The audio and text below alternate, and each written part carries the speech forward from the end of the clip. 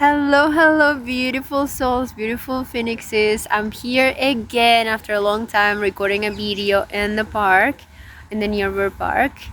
And yeah, I'm so excited again for talking about today. We're going to dive deep into one of the topics, into one of the common behaviors that narcissists do, especially with survivors. So, if you're new to my channel, hello, welcome. My name is Elisabetta, and I'm your narcissistic abuse recovery coach, mentor, and energy healer. My goal here is to not only help you to heal, develop, and expand, fully heal and recover from narcissistic abuse and complex PTSD, but also to help you raise your awareness and raise your consciousness so you eventually and gradually expand and raise your vibration as well. So if you are here and you like both psychology, spirituality, mental health, both combining the Western and Eastern approaches, I invite you to subscribe down below and click on the notification bell so you stay tuned to all the new videos that I create just for you. Now, as a reminder, you can check my resources also down below if you would like to have coaching sessions with me, or you would like to join any of my containers, or just have any resources, workbooks. I have tons of them to help you heal and recover from narcissistic abuse, escape narcissistic abuse. Anything you need is down below. So, having said that, we're going to talk about common signs and behaviors and actions that the narcissist takes against you in deflecting and just dismissing your truth when you're telling the narcissist something and they're completely invalidating it.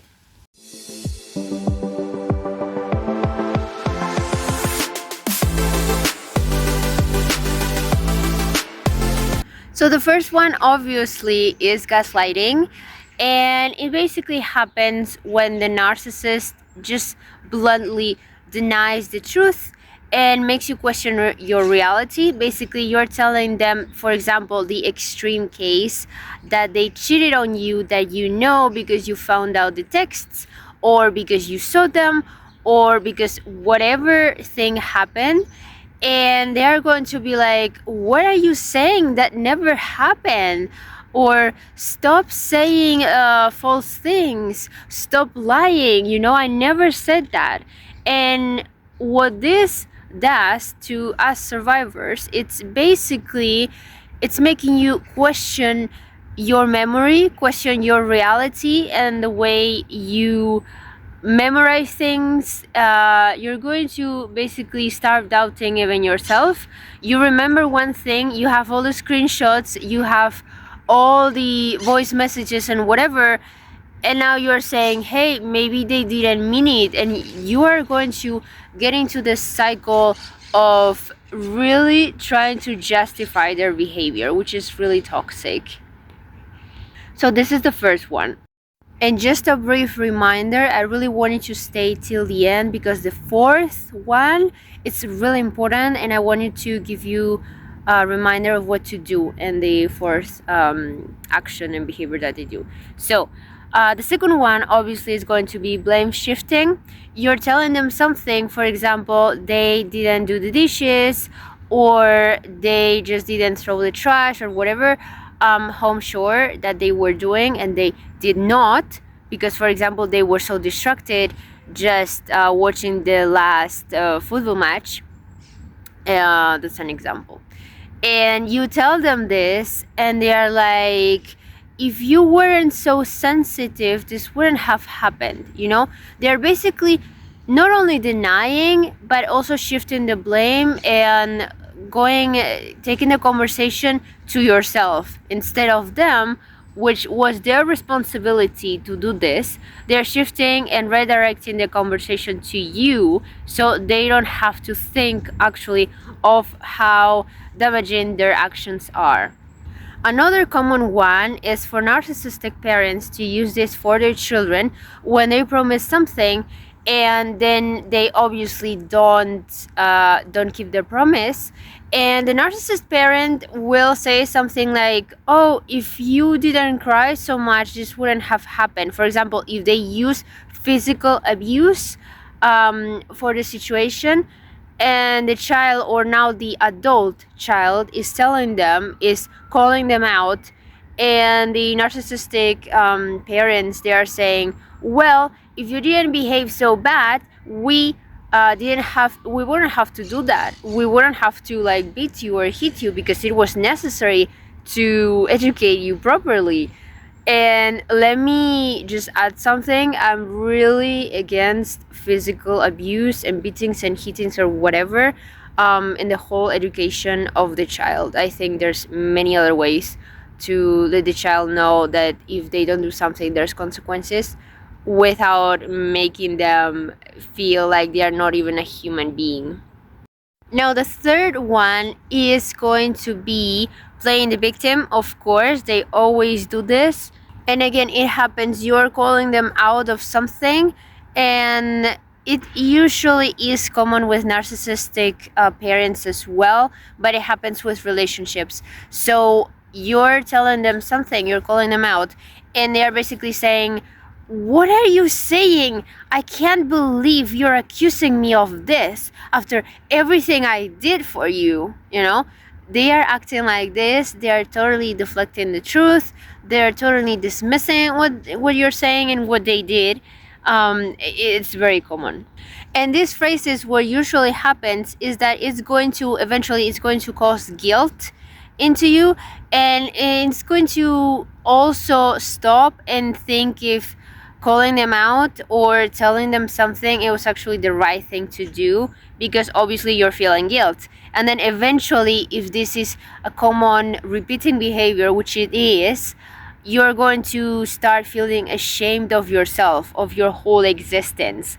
And this is like one of the most dangerous things that the narcissist is basically getting you into this level of being so ashamed and hating your entire being. Now, the fourth one, which I told you to wait for this one, it's super important, and I'm going to tell you why. The fourth one, basically, again, it's very common also with narcissistic parents, especially from what I saw in my situation, my case, my life experience, and the clients that I work with.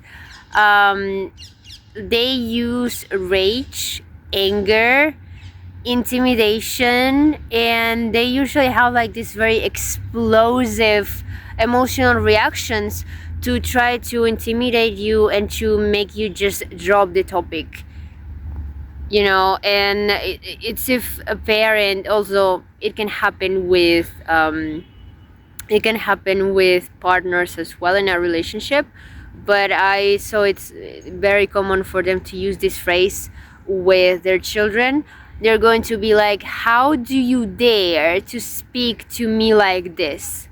Like, they think, emotionally mature parents, they think they are the ultimate sign of authority and you have to obey them no matter what. So they're going to be like, how do you even dare to raise your voice at me? And they're going to use this phrase, especially because if you're a highly sensitive person like me, you can be very quickly to react with tears, and you can start crying because you're so frustrated, right? Let me know in the comments if it happens with you or if it happened with you. You're going to react with tears because it's very frustrating that they are not validating you. They are not even hearing that what they did and what they said to you. And you're crying, and they're going to take it as a personal attack, and they're going to be like, how do you even dare to raise your voice at me?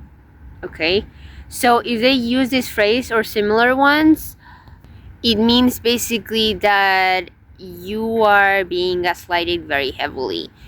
Another example could be, I'm your partner and you're treating me like this? Who do you think you are? Again, it happens with parents as well.